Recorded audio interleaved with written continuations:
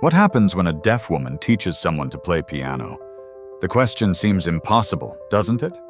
Like asking how a blind person paints masterpieces, or how someone without hands sculpts beauty from stone.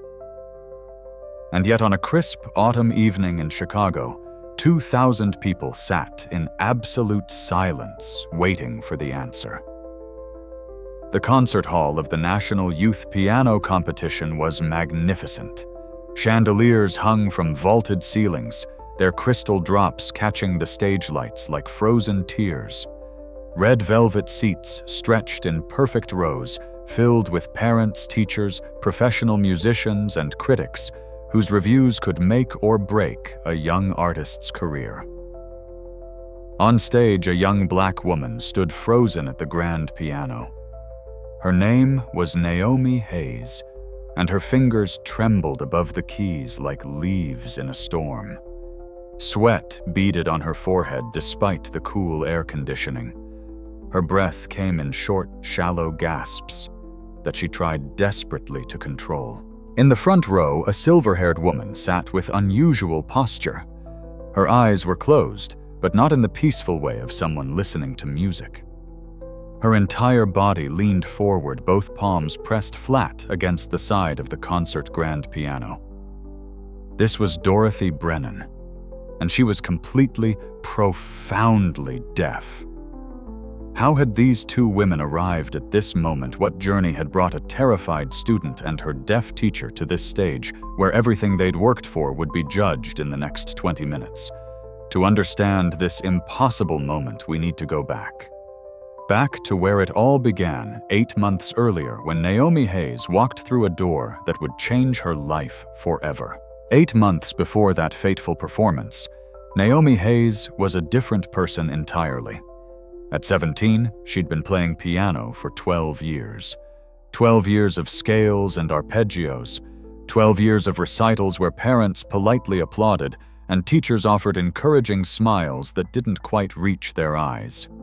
12 years of being told she was technically proficient and quite competent with phrases that felt like participation trophies instead of genuine praise.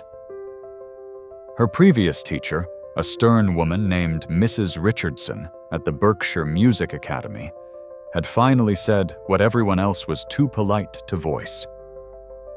"Naomi, you play every note correctly. Your timing is precise. Your posture is textbook perfect. But there's nothing there. No emotion, no soul. It's like listening to a very expensive computer program." The words had cut deeper than any criticism about wrong notes or poor technique ever could, because Naomi knew it was true. She knew she played like someone going through motions, checking boxes, completing assignments. She knew that when she performed, people's eyes glazed over after the first minute, their minds wandering to grocery lists and tomorrow's meetings, while her fingers mechanically produced sound. But what Mrs. Richardson didn't know, what Naomi had never told anyone, was why.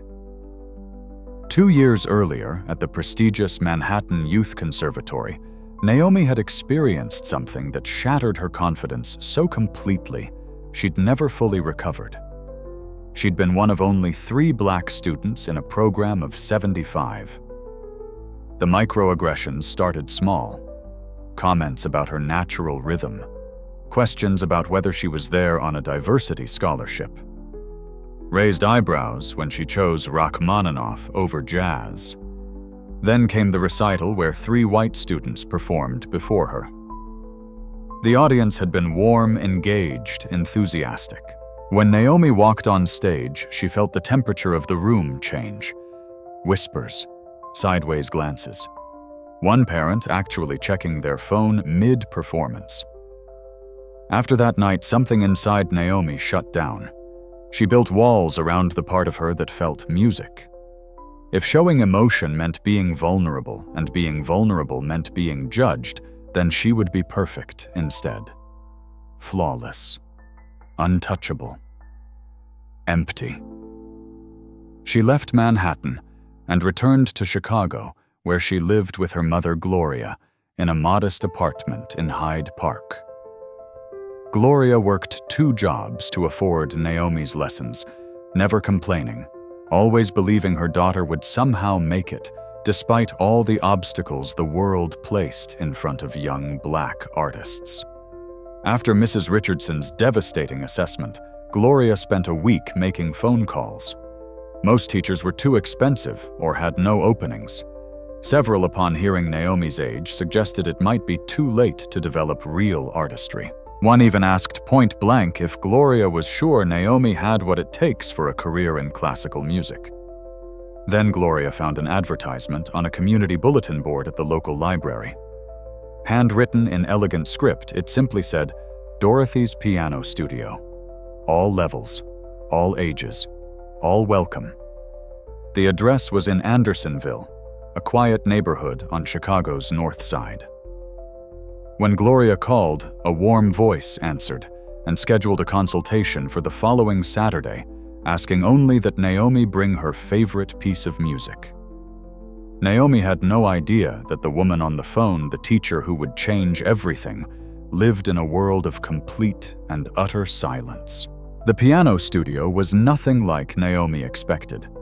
Instead of a formal music school with sterile practice rooms and motivational posters, Dorothy Brennan's studio occupied the ground floor of a converted brownstone. Large windows let in floods of natural light.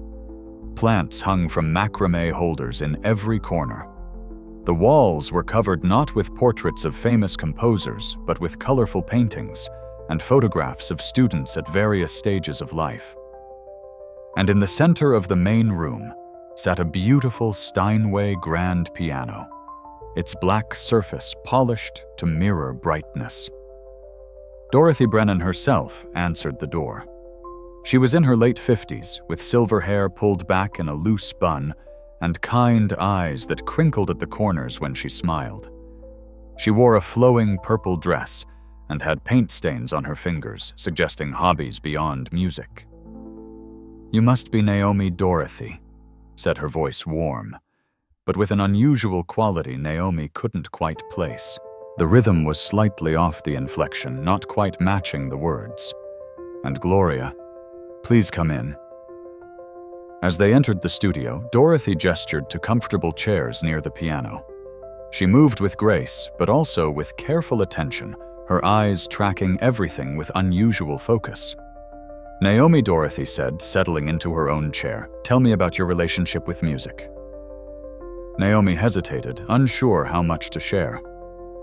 "I've been playing for 12 years. I know all the technical requirements, but my last teacher said I lack emotion." Dorothy nodded thoughtfully. "Did she say why?" "She said I play correctly, but there's no soul, like a computer. And is she right?" The direct question caught Naomi off guard. Most teachers would have rushed to reassure her to build false confidence, but Dorothy simply waited, genuinely curious about the answer. "Yes," Naomi finally admitted. "She's right." "Good," Dorothy said, and Naomi's head snapped up in surprise. "Then at least we're starting from truth. Now, did you bring a piece you love?" Naomi pulled sheet music from her bag. Chopin's Nocturne in E-flat major, Opus 9, number 2. A beautiful melancholic piece that had always spoken to her, even though she'd never been able to make it speak through her playing. "Wonderful choice," Dorothy said. "Would you play it for me?" Naomi moved to the piano bench, her heart already beginning its familiar, anxious rhythm. She placed her fingers on the keys, took a breath, and began. The piece emerged exactly as it always did. Technically perfect, emotionally vacant. Each note correct, each phrase properly shaped, each dynamic marking carefully observed, and completely, utterly lifeless. When she finished, silence filled the room. Naomi waited for the polite criticism, the gentle suggestions, the tactful disappointment. Instead, Dorothy did something Naomi would never forget. The older woman stood and walked to the piano. She placed both her hands flat on the side of the instrument, closed her eyes, and said, "Play it again. Just the first 8 measures." Confused but obedient, Naomi played. Dorothy stood perfectly still, her palms pressed against the piano's wooden body, her face serene and concentrated. After Naomi finished the phrase, Dorothy opened her eyes. "You felt that, didn't you?" Dorothy asked. "You felt the vibrations through the piano? I guess so. A little. That's how I experience music," Dorothy said calmly. "I am completely deaf, Naomi. I cannot hear a single note you just played." The words hung in the air like a record scratch in a movie. Naomi's mouth opened, but no sound came out. Gloria gasped audibly from her chair. "I'm sorry," Naomi finally managed. "Did you just say you're deaf?" "Profoundly deaf. Have been for 36 years. But how can you teach piano if you can't hear?" Dorothy smiled, and there was no frustration in it, no defensiveness, just patient understanding. That's what everyone asks. And it's a fair question, but let me ask you something in return. When you played just now, were you listening to the sound? Of course. Were you, though? Or were you reading the notes, watching your fingers, making sure everything was technically correct? Naomi opened her mouth to argue, then stopped. Because Dorothy was right.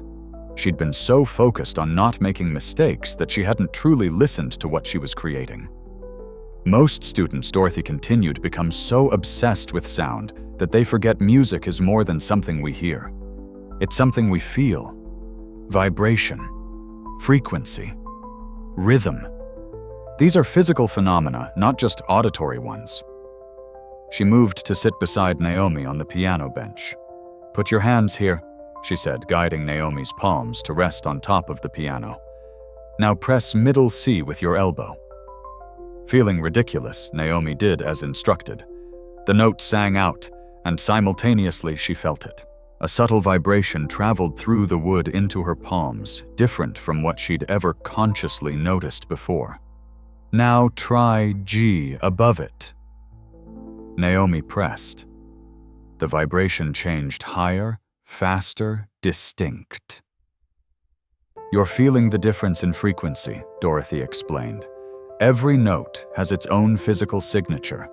When I place my hands on a piano while someone plays, I can feel every note, every chord, every dynamic change.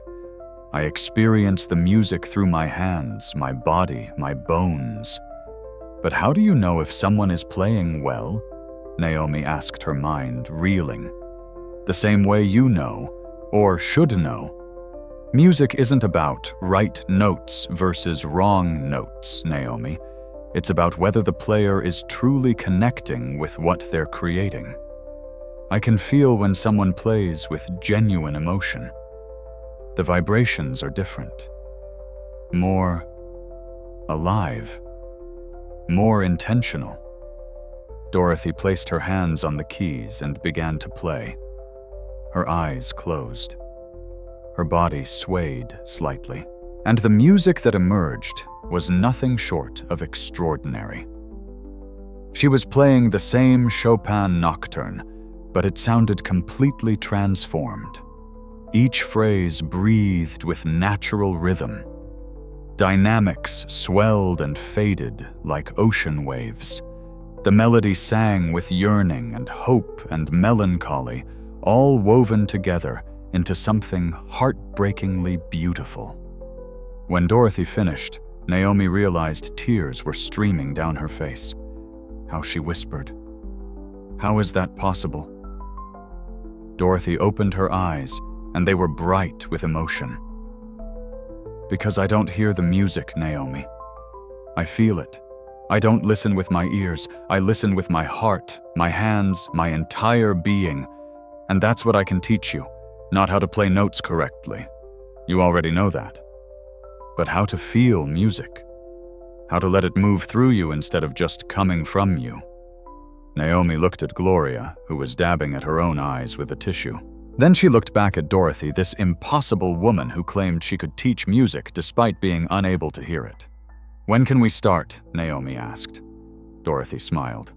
"We already have." Naomi's first real lesson with Dorothy began the following Tuesday. She arrived expecting a normal piano lesson, perhaps with some special accommodations for Dorothy's deafness. What she got instead was unlike any instruction she'd ever received. "Before you touch the piano today," Dorothy said, "I want you to understand something fundamental. Music is physics before it's art. When you press a key, a hammer strikes a string. That string vibrates at a specific frequency. Those vibrations travel through the air as sound waves, yes, but they also travel through the instrument itself, through the floor, through any surface connected to the piano. I want you to start experiencing music as a physical phenomenon, not just an auditory one." Dorothy led Naomi to the Steinway and had her sit on the floor beside it, placing both palms flat against its side. "Now I'm going to play," Dorothy said, settling onto the bench. "Don't try to analyze what you hear. Just focus on what you feel." Dorothy began playing a scale slowly. Even through the wood, Naomi felt each note as a distinct pulse against her palms. Low notes produced slower, deeper vibrations. High notes created faster, lighter sensations. It was like feeling someone's heartbeat, but with more variation, more language. "Now," Dorothy said, "I'm going to play a C major chord. Tell me how many notes you feel." She played, and Naomi concentrated. 3. "Correct. Now I'll change one note. Tell me which one." Dorothy played a series of chords, changing single notes, and remarkably, Naomi found she could identify which note shifted by the change in the vibration pattern. It wasn't about hearing anymore, it was about sensing. After 20 minutes of this exercise, Dorothy had Naomi return to the piano bench. "Now you play," she said. "But I want you to think about what you just experienced. You're not creating sound. You're creating vibrations that happen to be audible. You're setting strings in motion.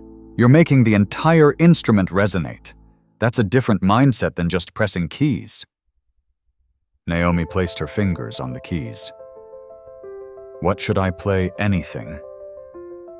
But before you start, I want you to imagine you're trying to communicate something to someone who can't hear you.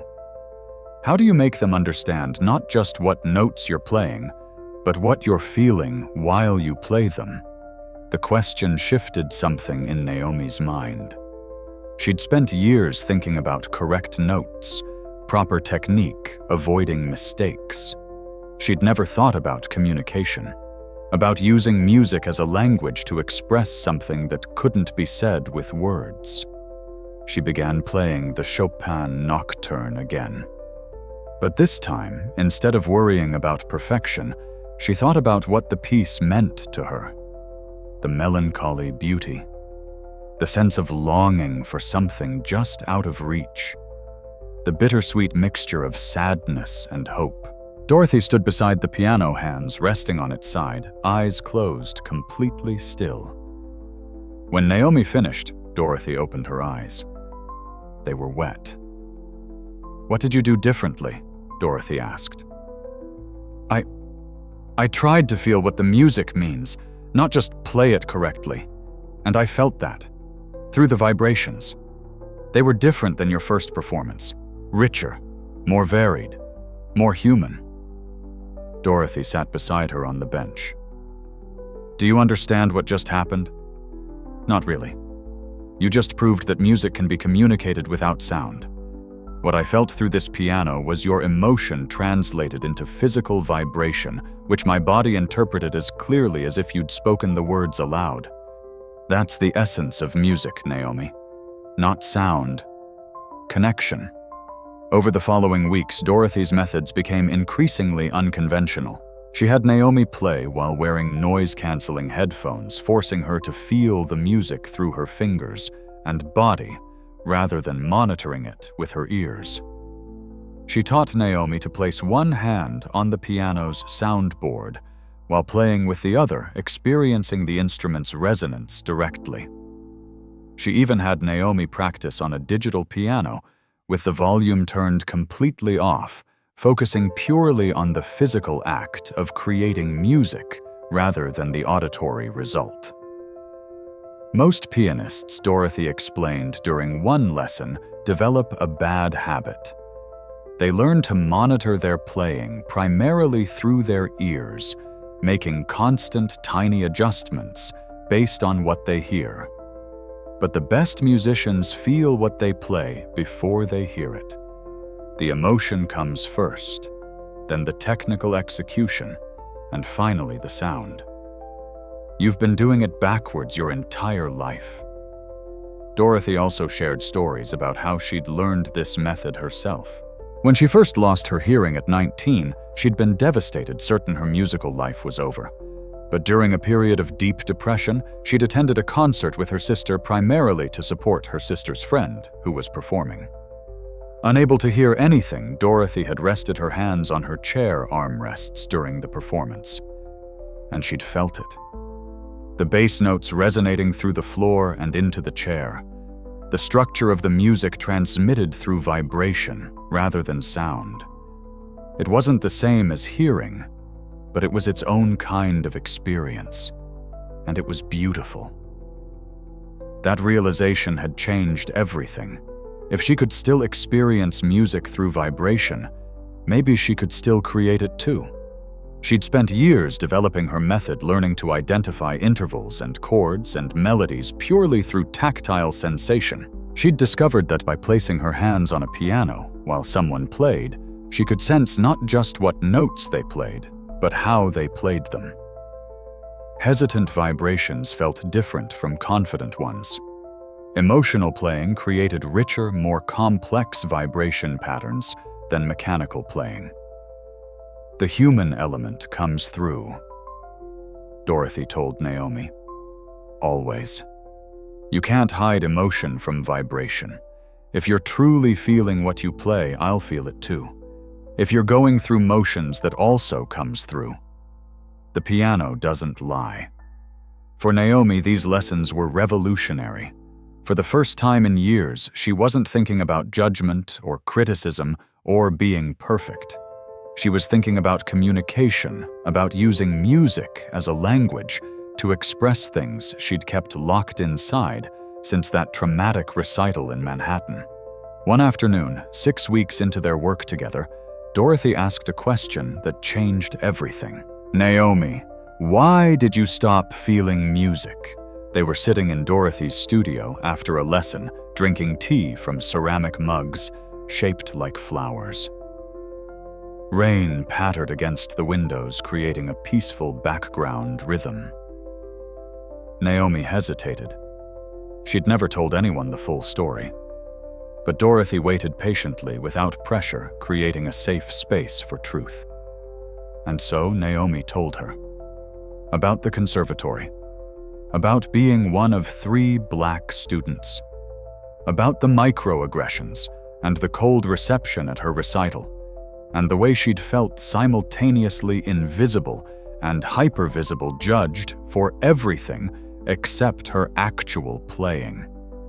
I realized, Naomi said, her voice shaking, that if I showed emotion, if I was vulnerable, they'd find another reason to dismiss me. So I became technically perfect instead. Flawless, cold, safe. Dorothy listened without interruption. When Naomi finished, she reached across and took the young woman's hand. Thank you for trusting me with that, Dorothy said quietly. What you experienced was real and painful and unfair, and the survival mechanism you developed was valid. Being perfect is a shield, and shields keep us safe. But Naomi asked, sensing more coming. But shields also keep us isolated. They protect us from pain, but they also separate us from joy, from connection, from the very thing that makes music matter. Dorothy squeezed Naomi's hand gently. Here's what I want you to understand. Those people who judged you at that conservatory, they didn't deserve your emotion. They didn't deserve your vulnerability. They weren't worthy of the gift of your authentic self. then who is you are. You deserve to feel music again, not for an audience, but for yourself. You deserve to experience the joy of genuine expression. And when you're ready, when you've reclaimed that part of yourself, then you can share it with people who are worthy. People who will recognize the courage it takes to be vulnerable through art. Tears streamed down Naomi's face.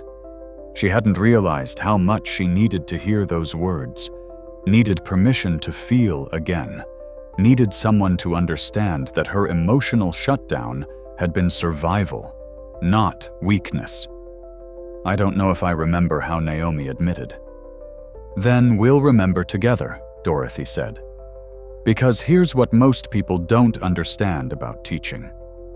I'm not teaching you to play piano. You already know that.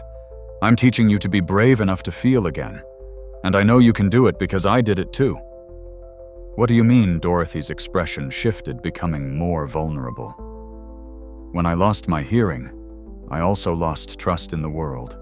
The accident that caused my deafness wasn't just a physical injury, Naomi.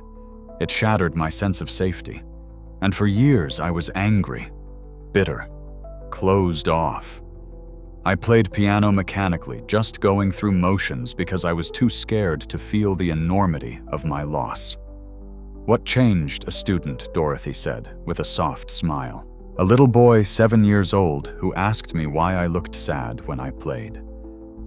And I realized he was right. I was sad. Not about the notes or the technique, but about everything I thought I'd lost. And his innocent question made me understand that I could either keep grieving what was gone, or I could find new ways to experience beauty. I chose beauty, and now I'm asking you to choose it too. The rain continued falling outside, and somewhere in the distance, thunder rumbled. Inside the studio, 2 women sat together, connected by shared pain and shared hope, beginning the difficult work of healing through music. It was during their 3rd month of lessons together that Dorothy finally told Naomi her complete story. They'd just finished a particularly challenging session working on a Beethoven sonata. Naomi was exhausted, but exhilarated.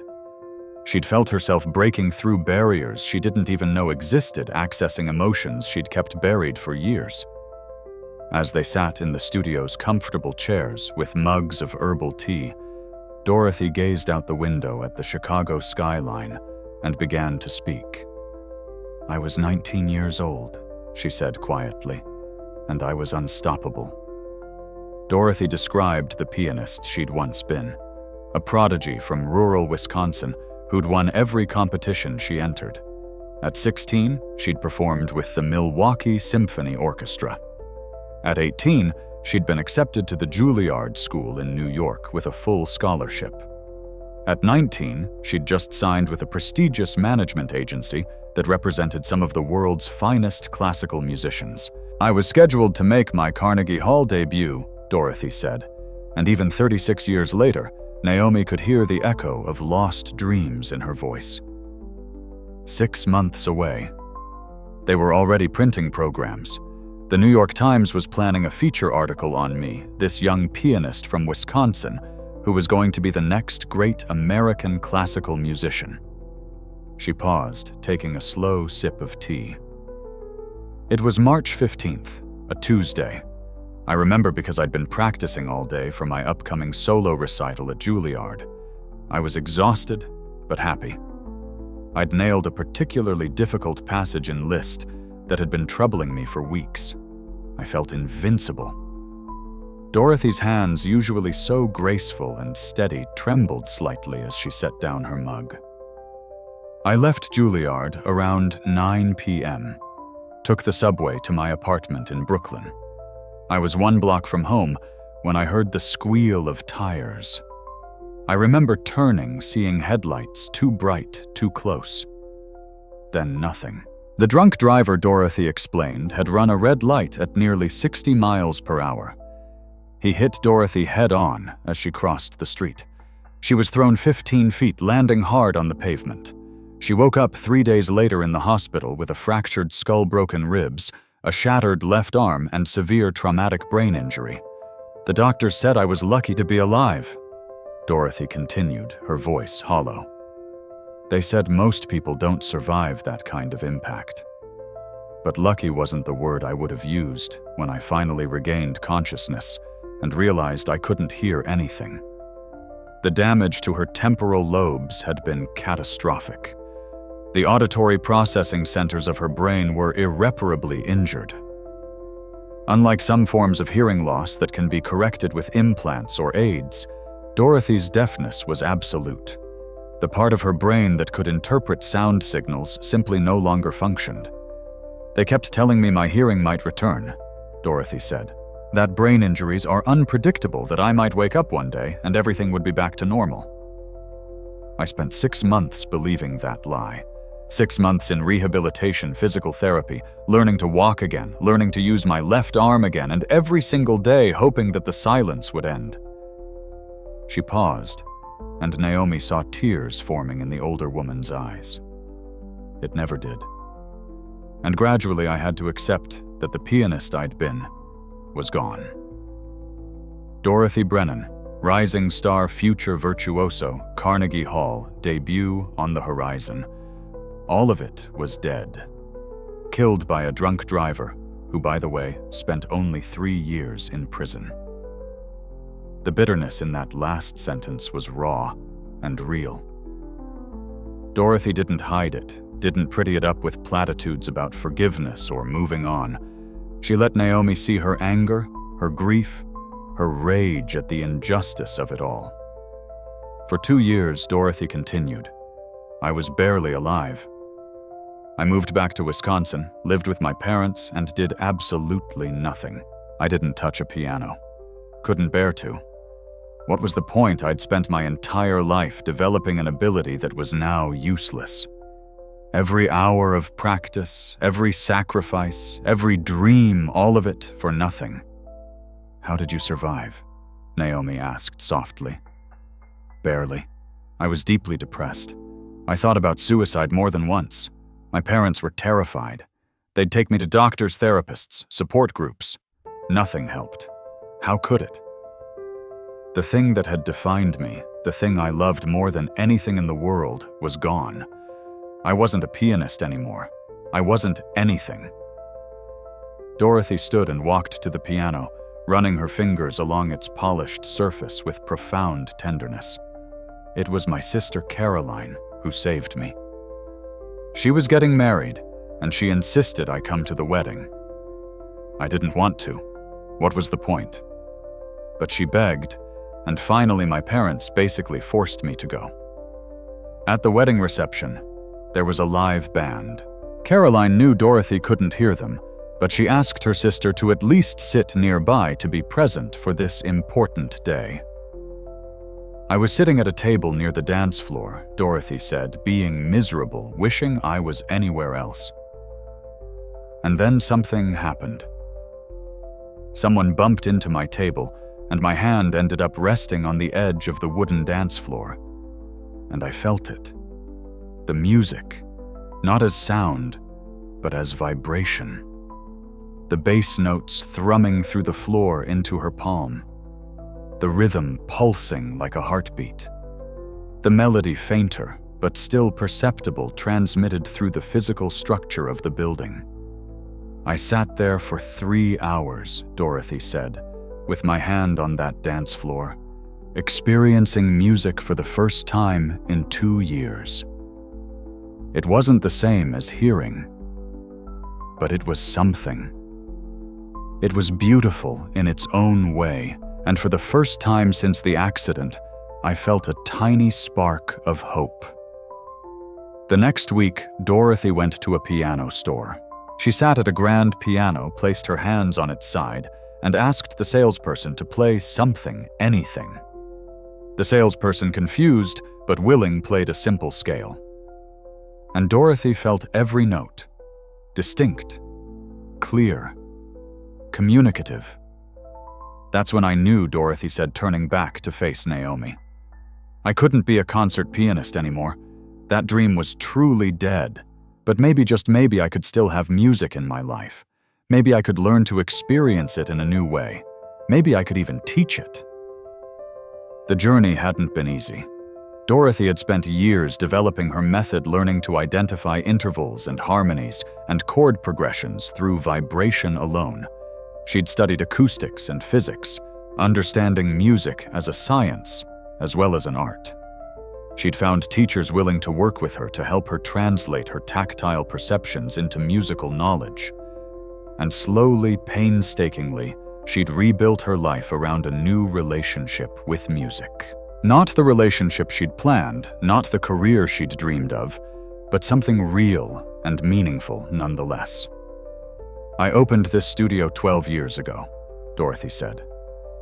"At first, people thought I was crazy, a deaf piano teacher who would trust their child's education to someone who couldn't hear them play. But gradually, word spread. Students started coming, not despite my deafness, but because of it. Because I could teach them something other teachers couldn't. What's that? That music isn't about being perfect. It's about being honest. It's about connection. It's about being brave enough to express your authentic self, even when the world tells you that self isn't good enough." Dorothy sat back down beside Naomi, taking the young woman's hands in hers. "You asked me once how I know if someone is playing well. Here's the truth. When you play mechanically, going through motions, protecting yourself behind perfect technique, the vibrations I feel are flat, predictable, lifeless. But when you play with genuine emotion, when you let yourself be vulnerable and honest and real, the vibrations are rich, complex, alive. I feel your fear and your hope and your pain and your joy, all of it transmitted through the strings of this piano into my hands." Tears streamed down Naomi's face. She'd never had a teacher speak to her this way, with such raw honesty, such profound understanding of what it meant to be hurt by the world, and still find the courage to create beauty. "That's what I want to teach you," Dorothy said. "Not how to play piano, you already know that, but how to be brave enough to show the world who you really are through music. How to transform pain into art.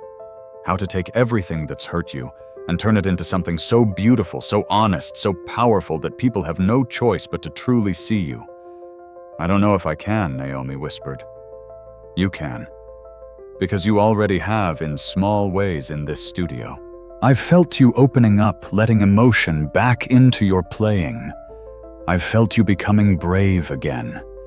And I believe in you, Naomi. I believe you're ready for the next step."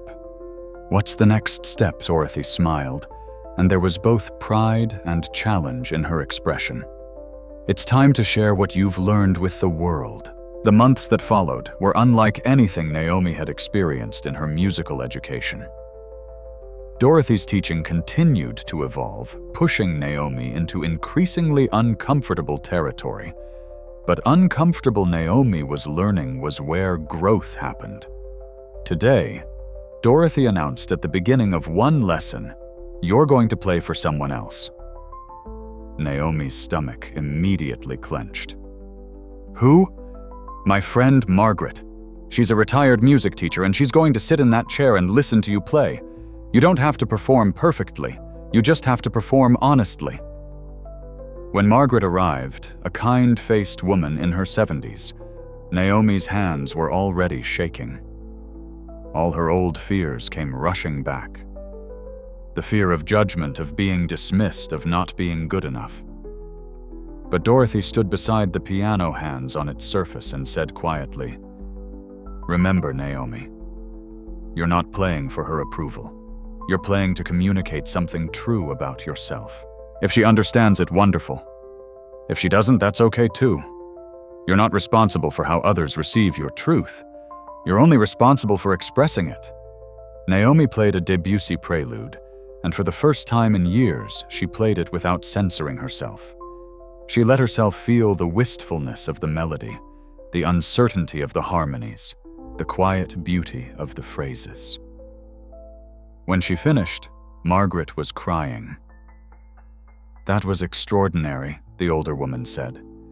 "I've heard that piece 100 times, but I've never felt it like that before."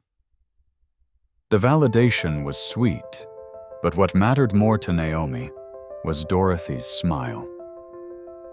The older woman had felt every note, every emotion transmitted through the piano's vibrations, and her pride was unmistakable.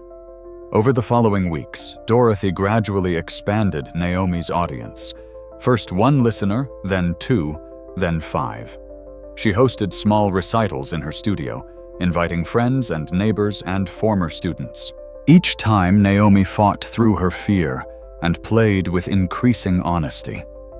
And each time, people responded. Not with polite applause or empty praise, but with genuine emotion. Because Naomi wasn't playing to impress anymore. She was playing to communicate, to connect, to share something real. Dorothy also worked on addressing Naomi's past trauma more directly.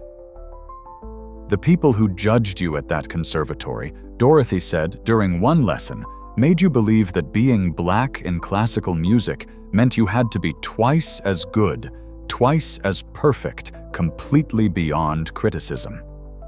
And that's not wrong, Naomi. That is the reality of the world we live in.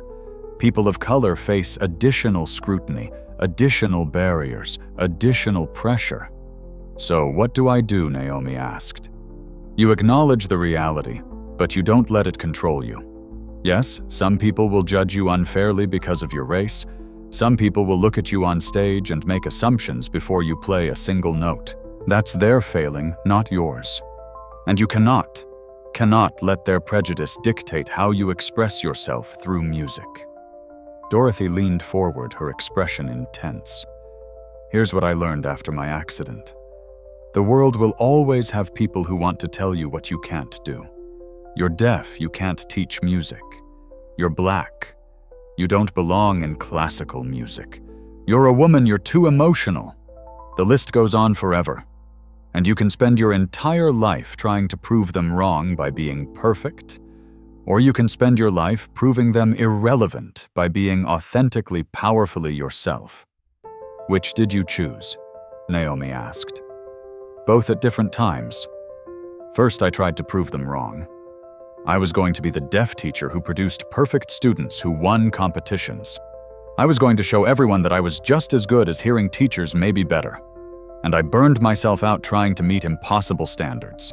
What changed, I realized. I was still letting other people's opinions control me. I was still playing by their rules, trying to earn approval from people who would never approve.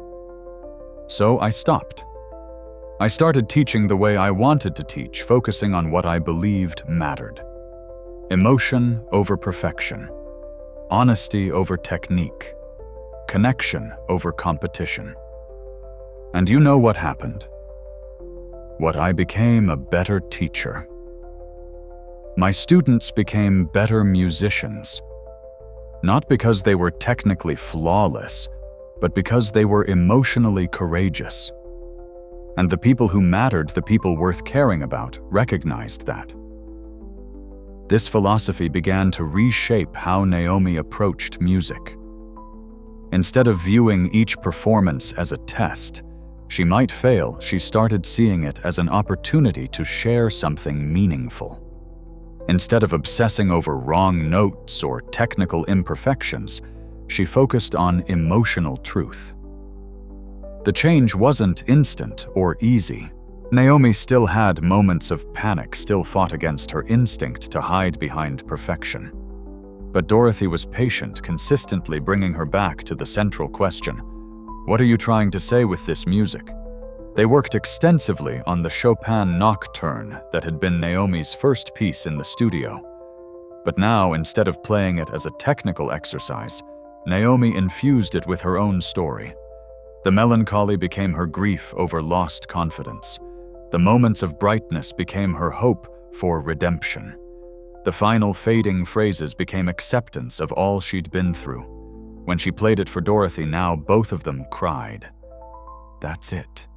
Dorothy said, her hands still resting on the piano, feeling the last vibrations fade. That's what music is supposed to be. Not a demonstration of skill, a window into someone's soul. But Dorothy wasn't content to let Naomi simply perform in the safe environment of the studio. She knew that real growth required taking bigger risks. One evening, after a particularly successful lesson, Dorothy said, "I think you're ready."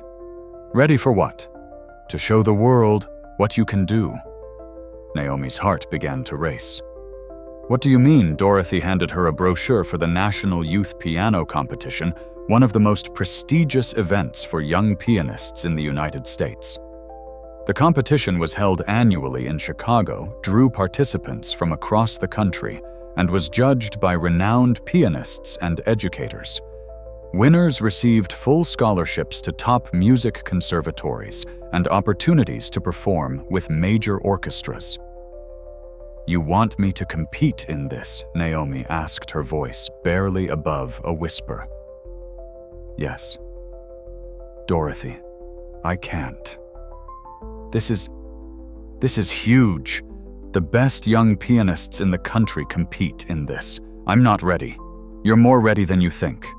But what if I fail? What if I go back to that place, that mindset where I'm so afraid of judgment that I shut down completely?" Dorothy took Naomi's hands. "Then you'll have learned something important. But I don't think that's what will happen. I think you're going to walk onto that stage play with the courage and honesty you've developed here and show everyone who you really are. I'm terrified." "Good. That means it matters. If you weren't scared, I'd be worried. Fear means you care. It means you're taking a real risk. And taking risks is how we grow." Naomi looked at the brochure. The competition was in 3 months. The application deadline was in 2 weeks. The required repertoire was extensive and challenging. What would I even play? Dorothy smiled. "I have some ideas." The piece Dorothy suggested nearly made Naomi quit before she started. Rachmaninoff's Piano Concerto No. 2 in C minor. It was one of the most famous, most beloved, and most technically demanding works in the piano repertoire. Written by Rachmaninoff. As he emerged from a period of deep depression and creative paralysis, it was a piece about overcoming darkness, about finding hope in despair, about the human capacity for resilience. It was also notoriously difficult to play. "Are you insane?" Naomi asked when Dorothy first suggested it. "This piece it's impossible. I've been working on technical fundamentals, not virtuoso-level repertoire. This has octave runs and massive chords, and requires both technical perfection and deep emotional understanding. There's no way I can learn this in 3 months." "Can't you?" Dorothy asked calmly. "No, I don't know. Maybe someone who's been training for competitions could do it, but I'm not that person. I'm just learning to feel music again. This is too much, too fast." Dorothy let Naomi vent her fears without interrupting. When the young woman finally ran out of words, Dorothy spoke quietly. "Let me tell you why I chose this piece. Not because it's difficult, though it is. Not because it's impressive, though it is. But because it tells your story. What do you mean Rachmaninoff wrote this concerto when he was broken? His first symphony had been so badly received that he fell into depression so deep he couldn't compose for 3 years. He thought his career was over. He thought he had nothing left to say. Does any of that sound familiar?" Naomi nodded slowly. But then Dorothy continued. With the help of a supportive therapist and his own determination, he found his way back. And he wrote this piece as a statement to the world. He was saying, "I'm still here. I'm still capable of creating beauty. You didn't destroy me." That's your story too, Naomi, but I'm not Rachmaninoff. I'm just a 17-year-old kid who's scared of performing. You're a 17-year-old woman who survived trauma-built walls to protect herself and is now brave enough to tear those walls down. That's extraordinary. And this piece will let you tell that story on the grandest possible scale. Naomi looked at the sheet music. The first page alone was intimidating, filled with complex runs and dramatic chords. "I don't think I can do it," she admitted. "Then let me ask you something. What's the worst that could happen? I could fail. Embarrass myself in front of thousands of people and a panel of judges who could determine my future.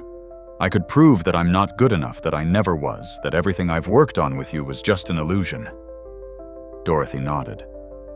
"Those are real fears. Now let me tell you what I think will actually happen.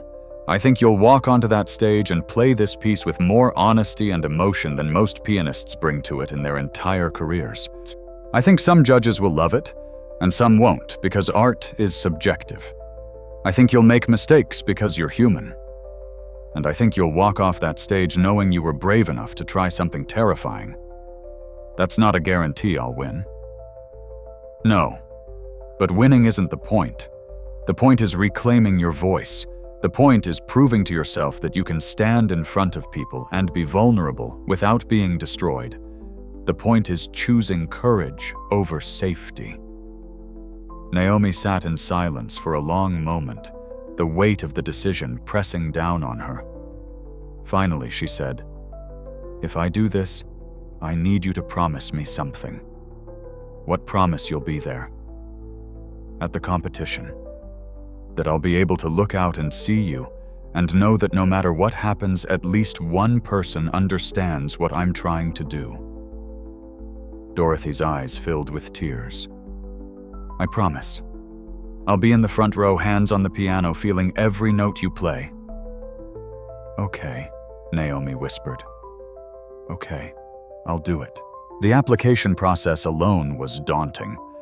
Naomi had to submit recordings of her playing, write essays about her musical background and goals, and provide recommendations from teachers.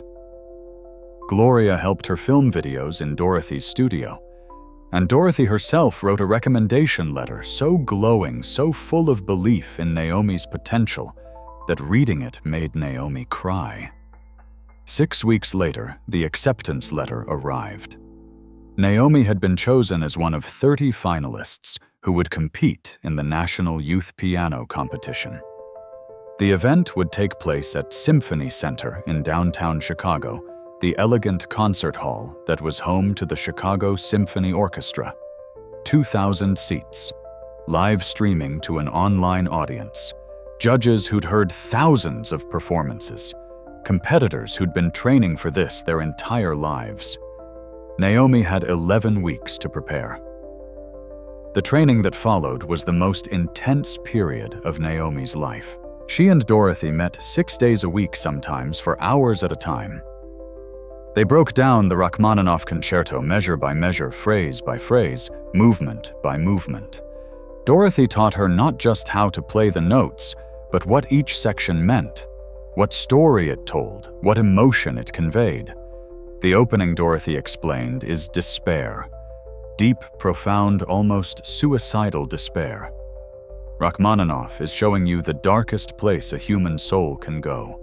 When you play these opening chords, I need to feel that darkness. Not as depression, but as honesty about pain.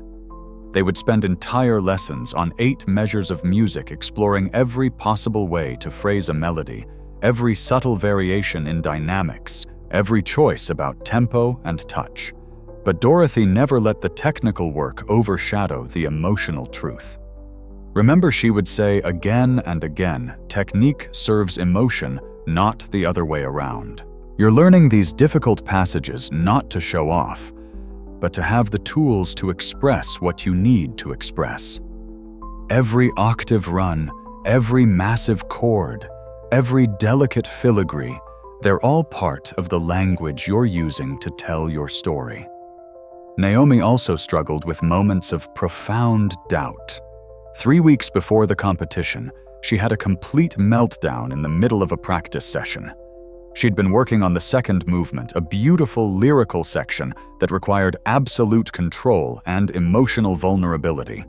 After the 15th attempt, she slammed her hands on the keys in frustration. "I can't do this!" she shouted.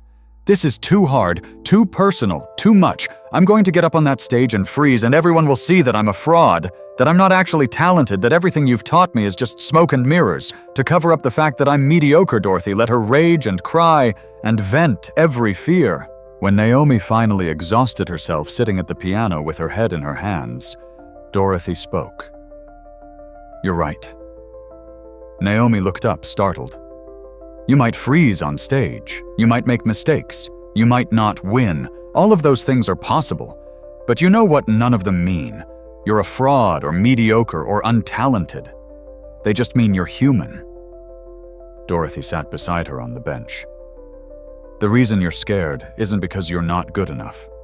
It's because you are good enough, and that's terrifying. When you were hiding behind technical perfection, playing without emotion, you were safe. If someone criticized you, you could tell yourself, well, I wasn't really trying anyway. I was holding back. But now you're not holding back. Now you're putting your real self into your music. And that means if someone criticizes you, it actually hurts. That's the price of authenticity." "Then maybe I don't want to be authentic," Naomi said bitterly. "Maybe safe was better." "Was it? Were you happy when you were playing mechanically, getting polite applause and empty praise? Did that fulfill you?" Naomi was quiet for a moment. Then, "No. So you have a choice. Go back to safe and unfulfilled, or move forward into scary and meaningful. There's no wrong answer, Naomi. If you genuinely can't handle the competition, we'll withdraw. No judgment, no disappointment. But even as Dorothy offered the escape, Naomi knew she couldn't take it. Because somewhere over the past 8 months, something had changed. She'd started to believe in herself again. Not in a cocky, overconfident way, but in a deep, quiet way that whispered, "You have something worth sharing. You have a voice worth hearing. You deserve to take up space in this world." "I'm not quitting," Naomi said finally. "I'm just scared."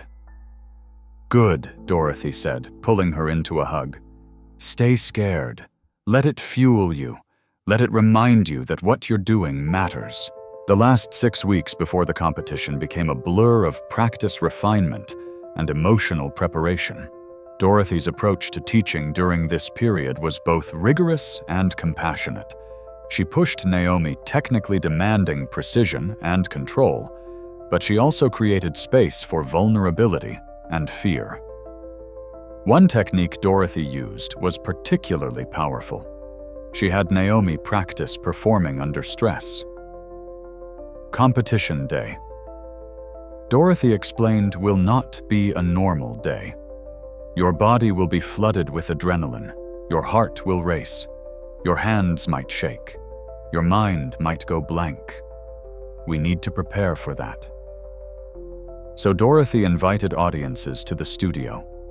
10, 15, 20 people at a time.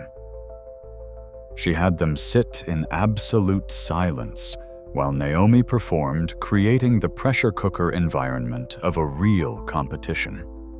Sometimes she'd even have people whisper or make small noises during performances, forcing Naomi to maintain focus despite distractions. The goal, Dorothy said, isn't to eliminate nervousness. That's impossible and actually undesirable. Nervousness means you care.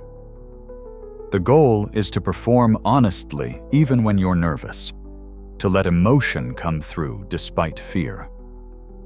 They also worked extensively on mental preparation. Dorothy taught Naomi visualization techniques, having her imagine walking onto the symphony center stage, sitting at the piano, beginning the piece, navigating through difficult passages, reaching the triumphant conclusion. When competition day comes, Dorothy said your body should recognize it. It shouldn't be new or foreign. You'll have been there 100 times in your mind. But perhaps the most important work they did in those final weeks was emotional. 4 weeks before the competition, Dorothy shared something she'd never told anyone. They were taking a break from practice, sitting in the studio with cups of tea, when Dorothy suddenly said, "I need to tell you about the worst moment of my life. Naomi listened as Dorothy described the day 2 years after her accident, when she tried to perform publicly for the first time since losing her hearing. A friend had organized a small recital just for friends and family with Dorothy as the featured performer. Dorothy had practiced for months, convinced herself she could do it, believed she was ready. I walked onto that stage. Dorothy said, her voice shaking even after all these years, and I froze. Complete and total freeze. I sat at the piano for 5 minutes, unable to move, unable to think, overwhelmed by the enormity of what I'd lost. I couldn't hear the audience, couldn't hear my own playing, couldn't hear anything. And the silence was suffocating. "What happened?" Naomi asked softly. I ran. I literally got up and ran off the stage, leaving everyone confused and worried. I went home and cried for 2 days straight. I was convinced I'd never be able to perform again, that my dream of having music in my life was truly dead. "But you did perform again eventually." "Yes, but it took me 3 more years to build up the courage. 3 years of working privately, of teaching but never playing for anyone, of slowly, painfully rebuilding my confidence. And do you know what finally got me to try again? What a student. A teenage girl who reminded me so much of myself. She was brilliant but terrified, talented but traumatized. And one day she asked me, "If you can't perform anymore, why do you still teach?" And I had no good answer. I realized I was teaching bravery while modeling cowardice. So I organized another small recital just for my students and their families. And I performed. How did it go? I made mistakes. I lost my place twice. My hands shook so badly in the beginning that I could barely play. But I finished. And afterwards, that girl came up to me with tears in her eyes and said, "Thank you for showing me that bravery doesn't mean not being scared. It means being scared and doing it anyway." Dorothy took Naomi's hands. "That's what I want you to understand. On competition day, you're going to be terrified. You might make mistakes. You might not play perfectly. But if you play honestly, if you share your truth with that audience, then you will have already won. Because the real victory isn't a trophy or a scholarship. It's choosing courage over fear." Those words became Naomi's mantra in the final weeks. Whenever doubt crept in, whenever she felt overwhelmed, she would repeat to herself, "Courage over fear, honesty over perfection.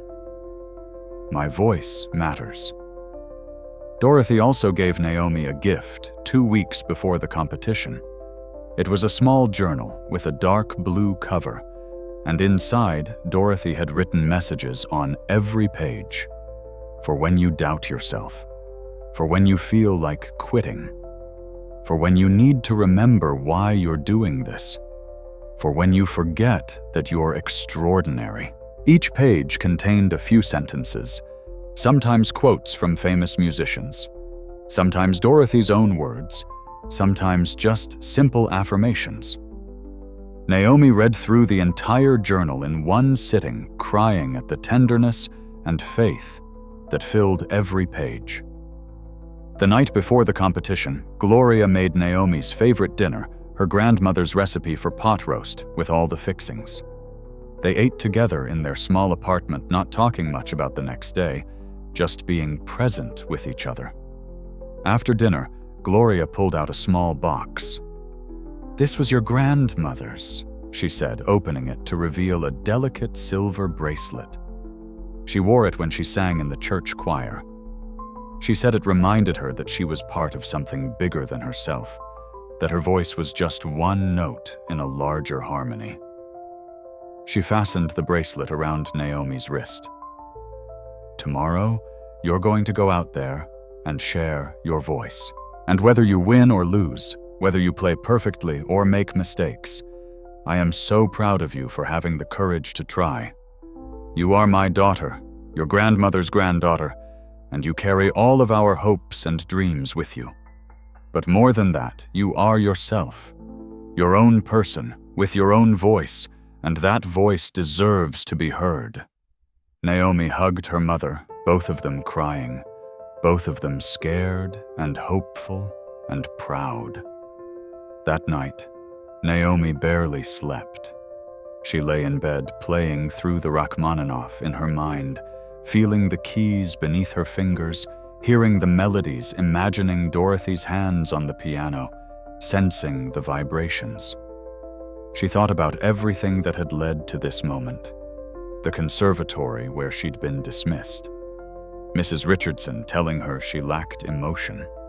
Walking into Dorothy's studio for the first time. Learning to feel music through vibration. Slowly opening her heart again. Choosing to compete. Choosing to be vulnerable. Choosing courage. At 3 a.m., she finally fell asleep. Her grandmother's bracelet cool against her wrist, Dorothy's journal on her nightstand, her mother sleeping in the next room. Tomorrow would be the hardest day of her life. Tomorrow she would face every fear that had held her back. Tomorrow she would share her truth with the world. Competition day dawned cold and gray, typical November weather in Chicago. Naomi woke at 6 a.m., her heart already racing despite the early hour. She went through her morning routine in a daze. Shower. Breakfast she could barely eat. The purple dress her mother had bought for this day, elegant and professional, making her look older than 17. Her hair carefully styled. Light makeup to hide the dark circles under her eyes. Gloria drove her downtown the city, slowly waking up around them. They didn't talk much. What was there to say that hadn't already been said? Symphony Center loomed ahead, its classical architecture, both beautiful and intimidating. Naomi had been here many times as an audience member, but walking in as a competitor felt entirely different. The backstage area was controlled chaos. 30 nervous teenagers and their families crammed into waiting rooms. The sound of people warming up on practice pianos. Whispered conversations about who was the favorite to win, who had performed with which orchestras, who had already won what competitions. Naomi felt immediately out of place. These were serious competitors. Kids who'd been training for this their entire lives.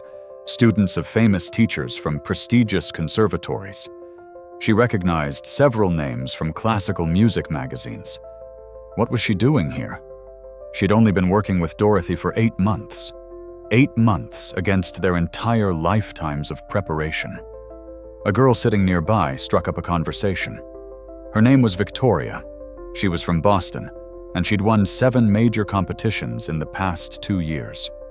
She talked about her technique, her repertoire, her plans to attend Curtis Institute. "What about you?" Victoria asked. "Who do you study with, Dorothy Brennan?"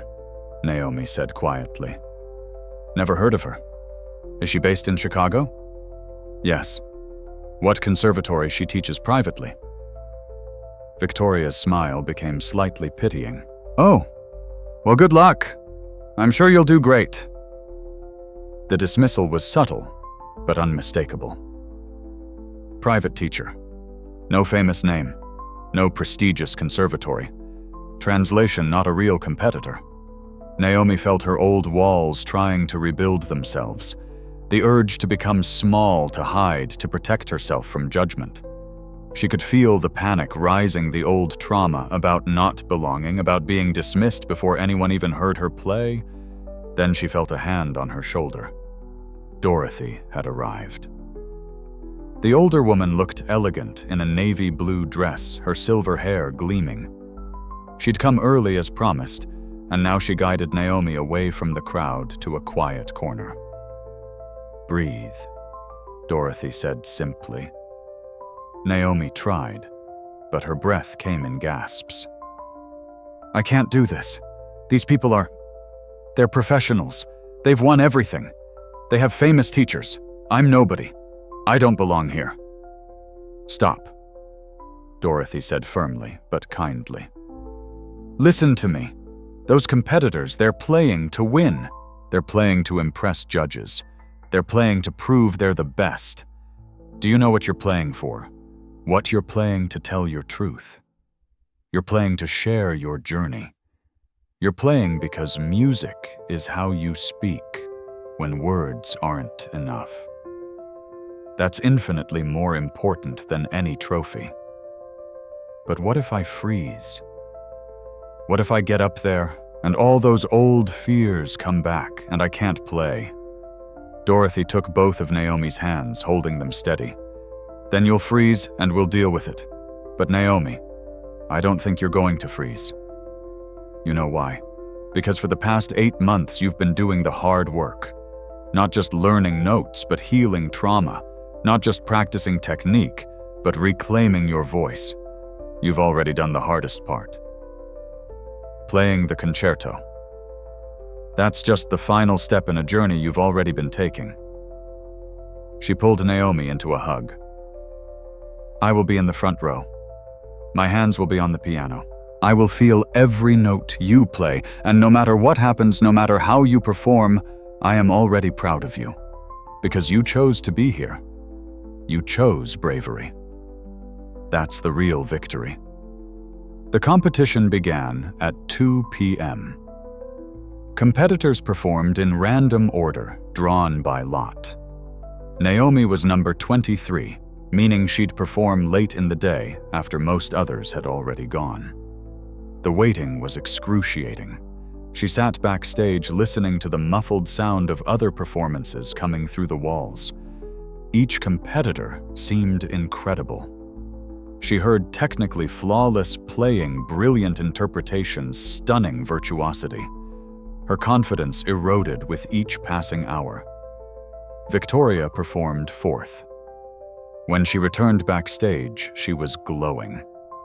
I nailed it, she said to her teacher. Every single note perfect. Naomi's number was finally called at 6:30 p.m. The stage manager, a kind woman named Helen, walked her to the stage entrance. Just remember to breathe, Helen said, and know that everyone out there is rooting for you. Naomi stood in the wings, hearing the announcer's voice. Our next performer is Naomi Hayes from Chicago, Illinois. She will be playing Rachmaninoff's Piano Concerto No. 2 in C minor. The audience applauded politely, the standard welcome for each performer. Naomi stepped onto the stage. The lights were blindingly bright. 2,000 faces stared at her from the darkness beyond the stage. The piano, a magnificent Steinway concert grand, sat center stage like a black giant. And there in the front row, exactly as promised, was Dorothy. Her hands already rested on the edge of the stage, positioned to feel the vibrations from the piano. Her eyes met Naomi's, and she smiled. Not an encouraging smile or a nervous smile. A knowing smile. A smile that said, I believe in you. Now go show them who you are. Naomi walked to the piano, sat on the bench, adjusted her position, placed her fingers on the keys. The audience fell completely silent. This was it. The moment everything had been building toward. 8 months of lessons. Years of trauma and recovery. A lifetime of hoping to be seen, to be heard, to be recognized as someone with something valuable to say. Naomi closed her eyes. She thought about Dorothy, the woman who'd lost everything, and found a way to create beauty anyway. She thought about her mother working 2 jobs so her daughter could chase an impossible dream. She thought about her grandmother singing in the church choir, believing her voice mattered. She thought about the girl she'd been at the Manhattan Conservatory, silenced by judgment and fear.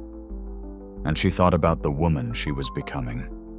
Brave, honest, unafraid to be vulnerable. She opened her eyes, and she began to play. The opening chords of Rachmaninoff's Piano Concerto No. 2 are among the most recognizable in all of classical music. Deep resonant, almost ominous. They descend in waves like a soul sinking into darkness. Naomi played them with every ounce of pain she'd ever felt. The notes weren't just sounds. They were her fear at the Manhattan Conservatory. Her shame when Mrs. Richardson called her emotionless. her despair when she thought she'd never feel music again. Her hands shook on those opening chords, but the trembling wasn't from nervousness. It was from the raw honesty of what she was expressing. This was darkness. Real, profound, terrifying darkness. In the front row, Dorothy felt the vibrations through the stage. Each massive chord sent pulses through her palms, and she knew immediately that Naomi was playing with complete honesty. The vibrations were rich, complex, alive with emotion. This wasn't technical perfection. This was truth. The opening section gave way to the first theme introduced by the piano in rolling arpeggios. This is where the piece begins to hint at hope, like dawn breaking after an endless night. Naomi's fingers flew across the keys. The runs weren't perfectly even. Some notes were slightly rushed, others held a fraction too long.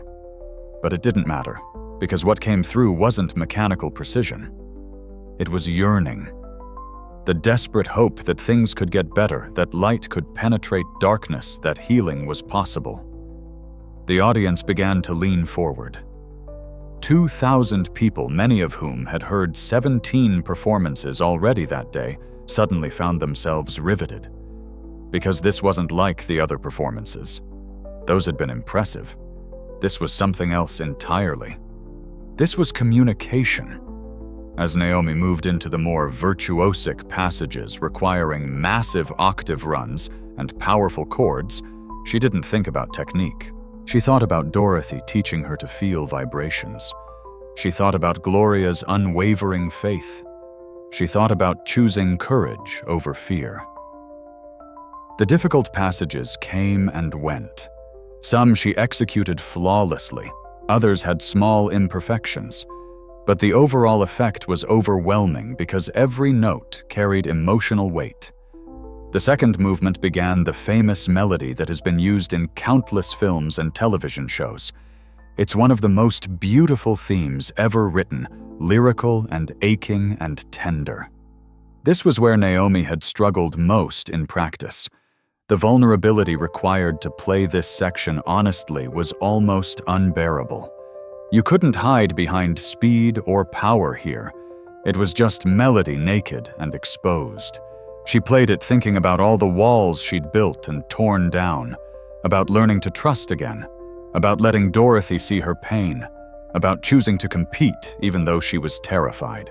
Her grandmother's bracelet caught the stage lights, a small glint of silver on her wrist. She thought about voices joining in harmony, individual notes creating something larger than themselves. In the audience, people began to cry. Not dramatic sobbing, but quiet tears. Because what Naomi was playing wasn't just Rachmaninoff anymore. It was every person's journey through pain toward hope. It was universal and specific all at once. Dorothy, feeling the vibrations, had tears streaming down her face. She could sense every emotion Naomi was expressing.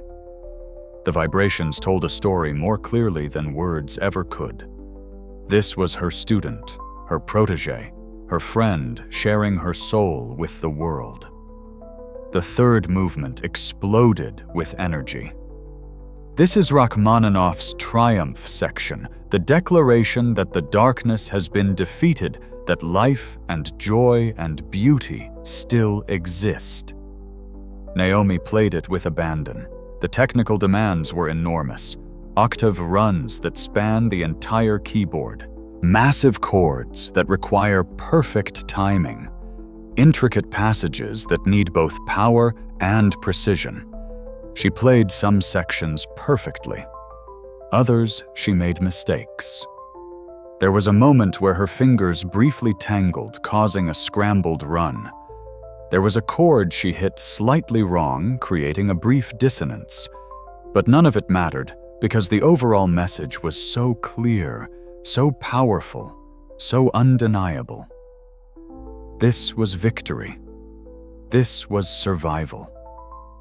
This was the triumph of the human spirit over every obstacle that tried to silence it. The judges seated at a long table in the middle of the auditorium had stopped taking notes. They were simply listening, experiencing feeling. One judge, a renowned pianist named Dr. James Morrison, had adjudicated hundreds of competitions. He'd heard thousands of performances. He prided himself on maintaining professional objectivity. He was crying openly, not even trying to hide it. As Naomi approached the final section, she thought about all the people who'd said she couldn't, who'd dismissed her, who'd judged her, who'd made her feel small. And she played for them. Not to prove them wrong, but to prove them irrelevant. Because their opinions didn't define her. Their judgments didn't determine her worth.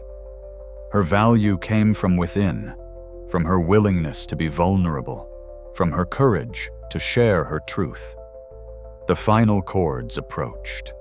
Massive, triumphant, overwhelming. The concerto ends with the piano and orchestra, here represented by the piano alone, joining in a powerful affirmation of life. Naomi played those final chords with every ounce of strength she had. They weren't just musical notes. They were a statement. I am here. I matter. My voice deserves to be heard. The final chord rang out, sustained by the pedal gradually fading into silence. Naomi lifted her hands from the keys. The silence that followed seemed to stretch forever. 2,000 people held their breath. Dorothy kept her hands on the stage, feeling the last vibrations fade away.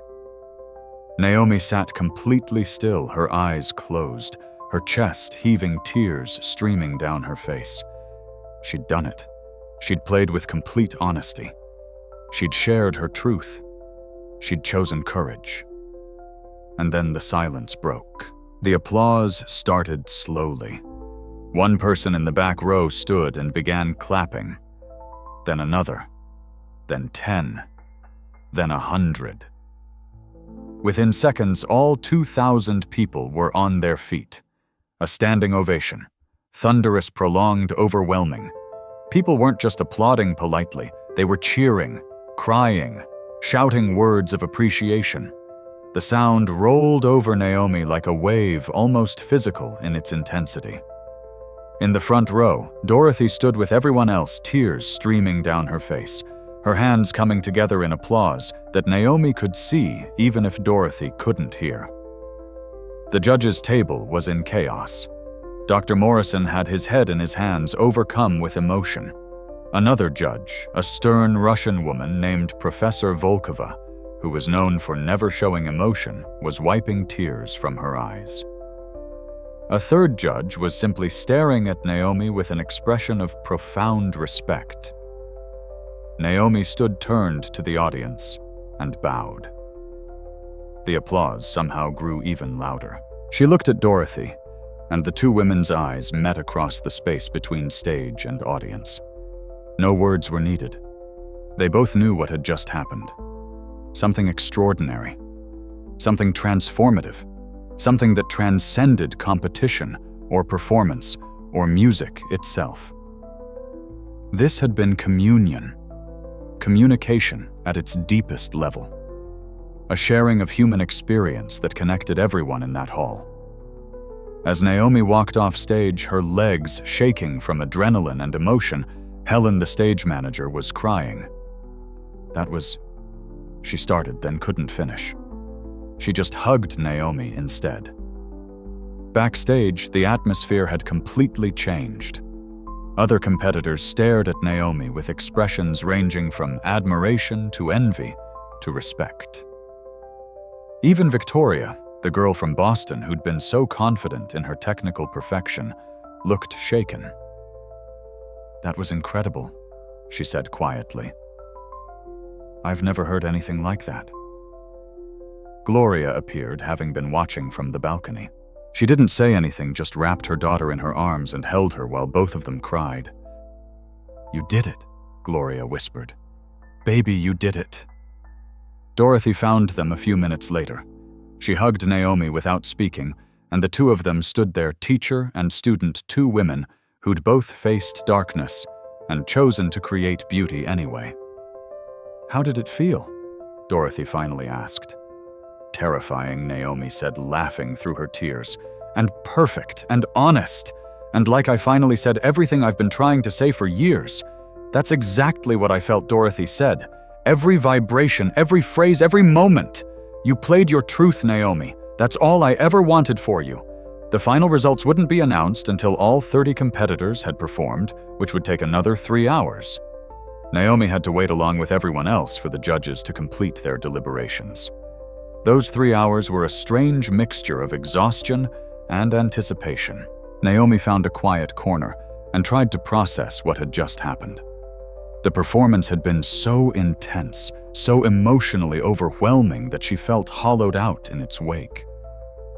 She thought about the mistakes she'd made, the scrambled run, the wrong chord, the passages that hadn't been technically perfect. And she realized she didn't care. Because for the first time in her life, she'd played completely honestly. She'd shared her real self. And that was infinitely more valuable than technical perfection ever could be. At 10 p.m., all the competitors were called back to the stage for the announcement of results. The awards started from the bottom up. Honorable mentions, then third place, then second place. Naomi's name wasn't called. She told herself it didn't matter that she'd already achieved what she came for. But her heart still pounded as the announcer approached the final award. And now the announcer said for first place in this year's National Youth Piano Competition. The judges reached their decision unanimously, which is extremely rare in this competition's history. This year's winner demonstrated not just technical proficiency, but a depth of emotional expression and artistic maturity that far exceeds what we typically see from competitors of any age. Naomi held her breath.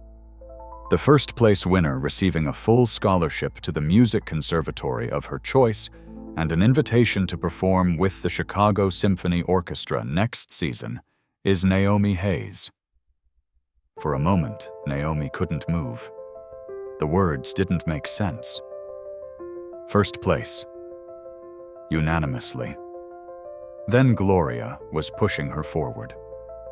Dorothy was smiling through tears, and Naomi was walking back onto the stage in a daze.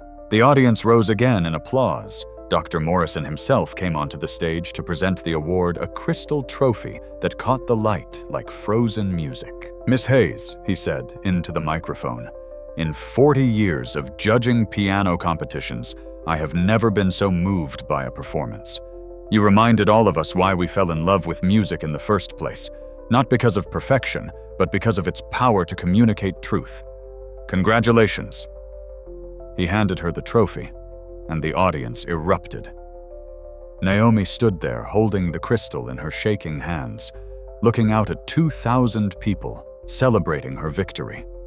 She found Dorothy in the front row, and the older woman was beaming with pride. She thought about the girl she'd been 8 months ago. Broken, silenced, hiding behind walls of technical perfection. And she thought about the woman she was now. Brave enough to be vulnerable, strong enough to share her truth, worthy of being heard. The trophy felt heavy in her hands, but not as heavy as the weight she'd been carrying for years. That weight finally was gone. 3 weeks after the competition, Naomi received acceptance letters from 4 prestigious music conservatories: Juilliard, Curtis, New England Conservatory, San Francisco Conservatory. She chose Juilliard, the same school Dorothy had attended 4 decades earlier. It felt like completing a circle healing an old wound. But before she left for New York, she had one more performance to give. Dorothy organized a recital at her studio, inviting all her students, their families, and friends from the neighborhood.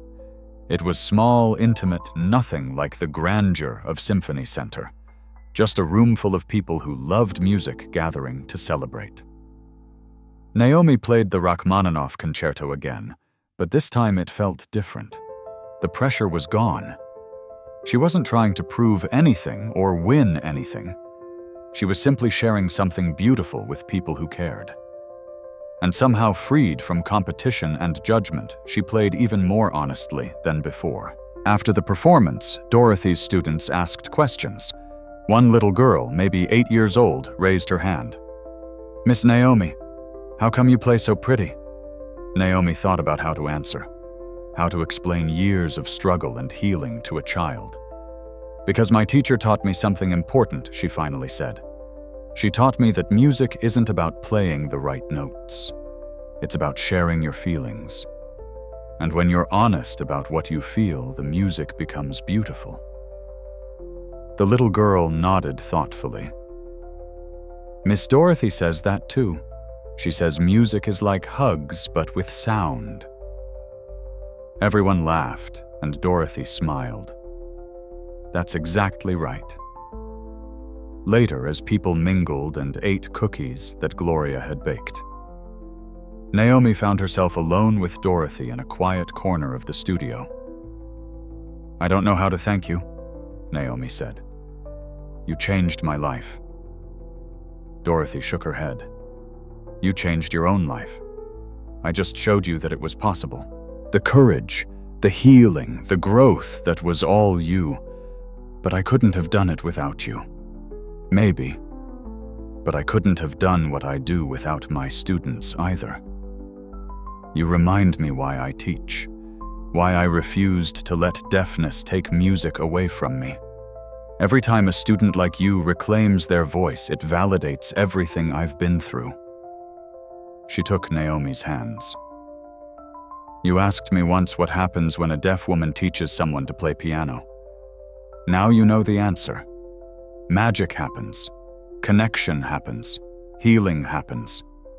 Two people who've been broken by the world find each other and help each other become whole."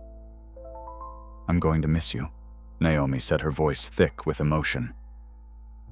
"I'll miss you too. But this isn't goodbye. It's the next chapter. You're going to go to Juilliard and become an extraordinary pianist. And when you're famous and performing in concert halls around the world, I'll be in the front row with my hands on the piano, feeling every note." They hugged two women who'd saved each other, who'd proven that the most unexpected teachers can offer the most profound lessons. The night before Naomi left for New York, she returned to Dorothy's studio one last time.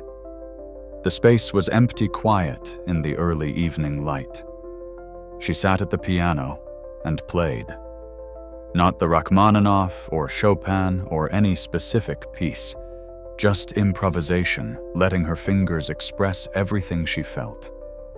Gratitude, hope, fear, excitement, love. And as she played, she pressed one palm against the side of the piano, feeling the vibrations just as Dorothy had taught her. Music wasn't sound. It was connection. It was communication. It was the language of souls seeking to understand each other across the barriers that divide us. She thought about everything she'd learned, that perfection wasn't the goal, that vulnerability was strength, that authenticity was more valuable than approval, that her voice, her specific voice, mattered. She thought about the journey ahead. New York, Juilliard, a career in music, all the challenges and opportunities waiting. But mostly she thought about the woman who'd believed in her when she didn't believe in herself. The woman who'd lost her hearing but found a deeper way to experience music. The woman who'd taught her that sometimes to truly hear something, you have to stop listening with your ears and start feeling with your heart. As the last improvised notes faded away, Naomi spoke into the empty studio. "Thank you, Dorothy, for everything." The words were for her teacher, but they were also for herself. "Thank you for being brave. Thank you for trying. Thank you for sharing your truth, even when it was terrifying." She stood and walked to the studio door, taking one last look at the space that had transformed her life. Then she stepped out into the Chicago evening, ready for whatever came next. Because she knew something now that she hadn't known 8 months ago. Music wasn't about being perfect. It wasn't about impressing judges or winning competitions or meeting other people's expectations. Music was about honesty, connection, communication. It was about taking everything you'd experienced, all the joy and pain and fear and hope, and transforming it into something beautiful, something that could reach across the distance between souls and say, "I see you. I understand you. You're not alone." That's what Dorothy had taught her. That's what she would carry with her forever. And that's the answer to the question that had started this whole journey. What happens when a deaf woman teaches someone to play piano? A miracle happens. Not the kind of miracle where hearing is restored or disabilities disappear, but the kind where two people discover that music transcends all limitations, that beauty can be created despite suffering, that connection is possible even across the deepest divides, that sometimes the most profound teachers are the ones who've lost the most, because they understand something that others don't. It's not about what you hear, it's about what you feel. And feeling, truly feeling, is the most powerful force in the world.